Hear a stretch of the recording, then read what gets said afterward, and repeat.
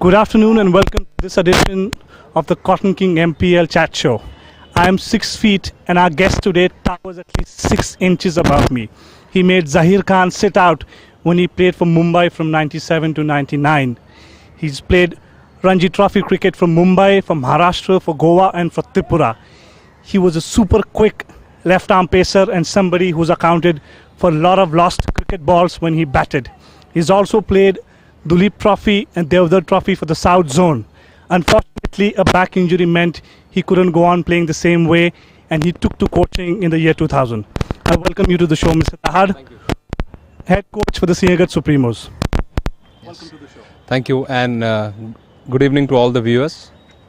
My question to you, sir, is what made you want to become a coach and how did you go about it?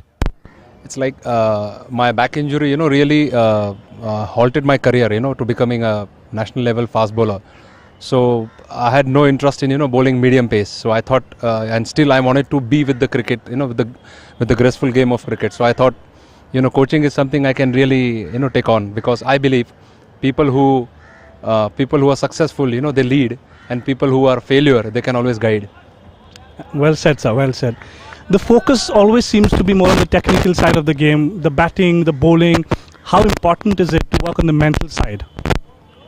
Yeah, pretty much. It's unless and until someone's technique is not up to the mark, you can't really push him to the temperamental aspect. So the focus has always been on getting the basics right, and it's the approach which always enhances the technique. So I think temperamental is key only after you build the basic technique. What do you think, sir, is the reason that we aren't getting quality speedsters? Like, for instance, Pakistan seems to be producing speedsters all the time, but the conditions are similar. But we don't seem to get that kind of pace here in India. I think there is something really important which I think BCCI and National Cricket Academy should look into, because fast bowlers are a raw bunch of energy, and we really need to go out in the urban areas and find out bowlers from that.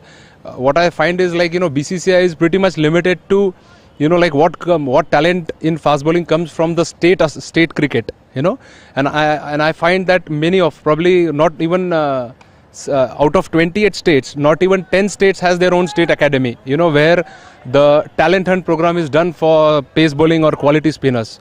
So I really find that there is so much of strong, genetically strong sportsmen, athletes are available, in so many corners of India. But I think BCCI seems to be little sad about going out and expanding it to the unknown zone, So I think BCCI should definitely take note of that. It's coming from a genuine fast bowler. So what do you tell your side when, suppose you're out for 70 and they've got to go back in and bowl? What do you tell them in the dressing room? Yeah, all I tell is if we can get out in 70, same thing can happen with them also, So probably the best plan is to bowl straight and keep the mean stuff going. Make them work hard for every single run, which they need to score. So even after getting out or 70, I mean, I'm really clear that we make others' life really miserable and tough. Now, sir, in the Indian subcontinent where the outfield isn't as lush as maybe abroad, the fielding techniques aren't highlighted.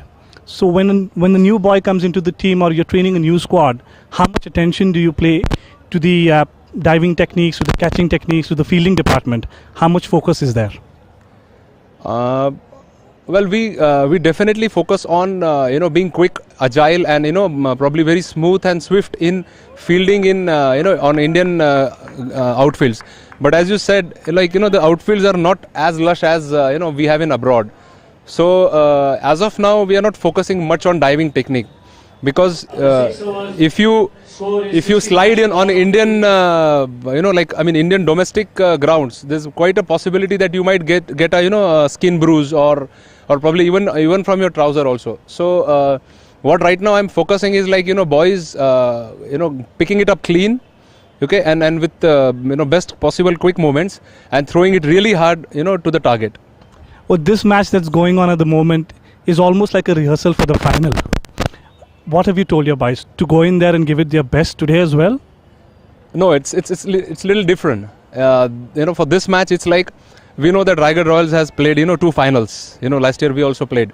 So today the challenge is to match man-to-man skill and temperament and the ability. Man-to-man, like their middle order batsmen. So first 5 batsmen. So it's an open invitation and challenge to our top 5 batsmen. That can you match their batting ability and can you match their temperament? Like who does better? Same thing for bowlers also.